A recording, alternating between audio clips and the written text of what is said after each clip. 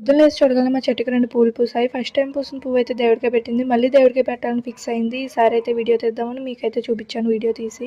ఉల్లిపాయలు ఎవరికోసారో చెప్పుకొని చూద్దాం. ఈ రోజు ఏదో స్పెషల్ డే అని చెప్పింది కానీ నేను మర్చిపోయాను. నీట్‌గా పూలన్నీ దండ వేసి, నీట్‌గా అలంకరిస్తే పూజ అయితే కంప్లీట్ చేసుకుంది. కాకపోతే నేను కిందకొచ్చేసరికి పూజ అయిపోయింది. ఉల్లిపాయలు ఎవరికోసారో కింద కామెంట్ చేయండి. ధూపం వేసేటప్పుడు భలే స్మెల్ వస్తది కదా! మీలో ఎంతమందికి ఆ స్మెల్ ఇష్టమో కింద కామెంట్ చేయండి. నాకైతే చాలా ఇష్టం. ఆ ధూపం కోసమైనా ముందుకెళ్ళిపోతాను నేను. ఉల్లిపాయలు ఎవరికోసారో కామెంట్ చేయండి. ఈరోజు మా ఇంట్లో స్పెషల్ అయితే రవ్వ దోస. సో ఇదే మన టిఫిను. ఈ ఉల్లిపాయలు ఎవరికోసారో కామెంట్ చేయండి.